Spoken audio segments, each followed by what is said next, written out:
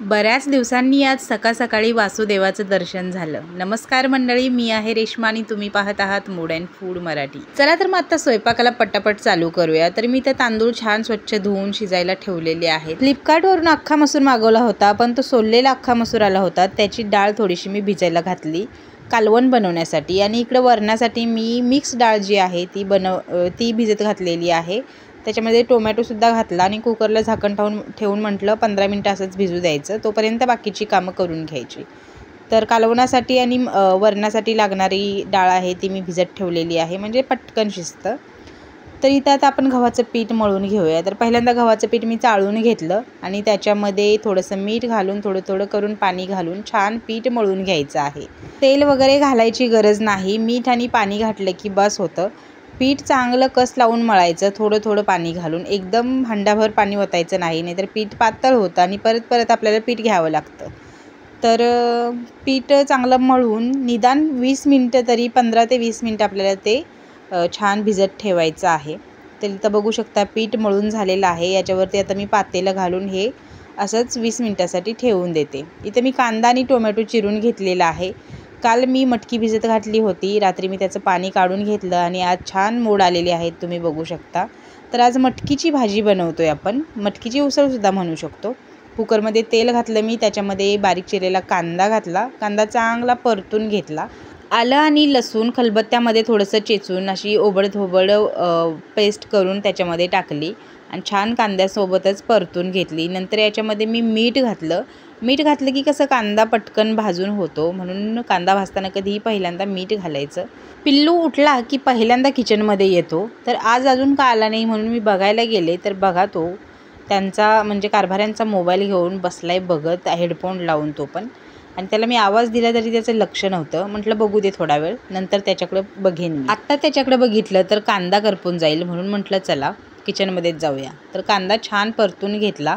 कांदा परतून झाला की याच्यामध्ये बारीक चिरलेला टोमॅटो घातला। टोमॅटोसुद्धा चांगला परतून घ्यायचा आहे आपल्याला। बरेच लोक उसळमध्ये टोमॅटो घालत नाहीत, कांदा घालत नाहीत, फक्त लसूण घालून फोडणी करतात। असो, ज्याची त्याची मर्जी। मला टिफिनला द्यायची आहे, त्याच्यामुळे कांदा टोमॅटो घातलंच पाहिजे, थोडीशी भाजी जास्त होते।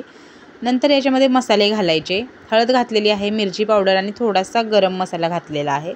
छान सगळा मसाला तेल सुटेपर्यंत भाजून घ्यायचा।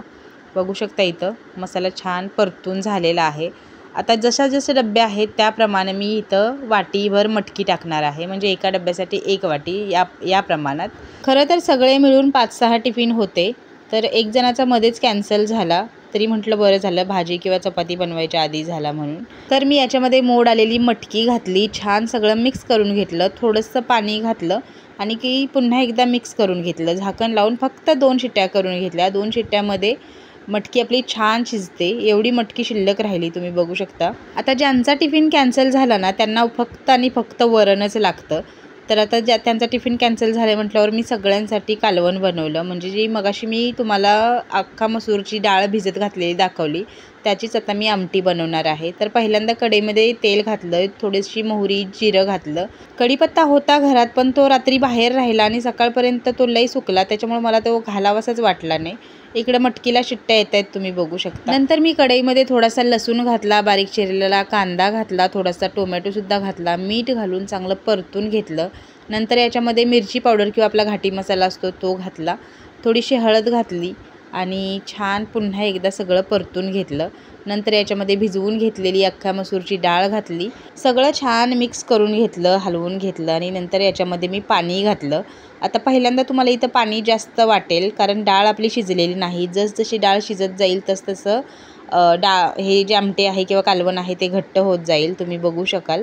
नंतर मी याच्यामध्ये शेंगदाण्याचं कूट घातलं, जे मी खलबत्त्यामध्येच केलेलं होतं, आणि शेंगदाण्याचं कूट घातलं। नंतर थोडीशी कोथिंबीर घातली आणि छान हलवून मिक्स करून घेतलं। हे बघा, डाळ शिजलेली आहे, मात्र डाळ वेगळी आणि डाळीचं पाणी वेगवेगळं झालं आहे असं वाटतंय। मग काय करायचं, आपली रवी असते ना, त्यानं छान घोटून घ्यायचं किंवा पळीनं घोटलं तरीसुद्धा चालतंय। माझ्याकडे ही एक दाबायची रवी आहे, ती छान काम करते। ताक करायचं, डाळ घोटायचं म्हणा, त्याची लिंक मी देते डिस्क्रिप्शन किंवा लिंक पिन कॉमेंटमध्ये, तिथे जाऊन ती घेऊ शकता। आणि डाळ तशीच मी थोडा वेळ शिजायला ठेवली. इकडं मटकी बघू शकता छान शिजलेली आहे. त्याच्यामध्ये मी थोडीशी कोथिंबीर घातली. आता तुम्हाला मटकीचा असा रंग दिसतोय, पण जवळ घेतल्यानंतर बघू शकता लगेच जेवायला बसावं असा कलर आलेला आहे. छान अशी आपली मटकी तयार आहे. नंतर टिफिन कॅन्सल झाल्यामुळं वरण बनवायचं सुद्धा कॅन्सल झालं. तर मग ही डाळ मी अशीच झाकण ठेवून फ्रीजमध्ये ठेवली. म्हटलं संध्याकाळी करायला होईल, उगाच मात्र नको व्हायला नाही का. पहिल्यांदा सकाळी जे टिफिन होते त्यांच्या चपात्या मी बनवून घेतल्या इथं आणि नंतर मग बाकीच्यांच्या चपात्या बनवल्या आणि तोपर्यंत मी आपली घरातली जी माझी कामं आहेत ती करून घेतली. इथं मटकीची भाजी, भात आणि अख्ख्या मसूरची आमटी तयार आहे. टिफिन जसजसे येतील तसतसे छान भरून दिले. चला तर मग आजचा व्हिडिओ तुम्हाला कसा वाटला कॉमेंटमध्ये नक्की सांगा आणि रवीची लिंक पिन कॉमेंटमध्ये देते, तिथे जाऊन नक्की ऑर्डर करा आणि हो जाता जाता तेवढं सबस्क्राईब करा बरं का.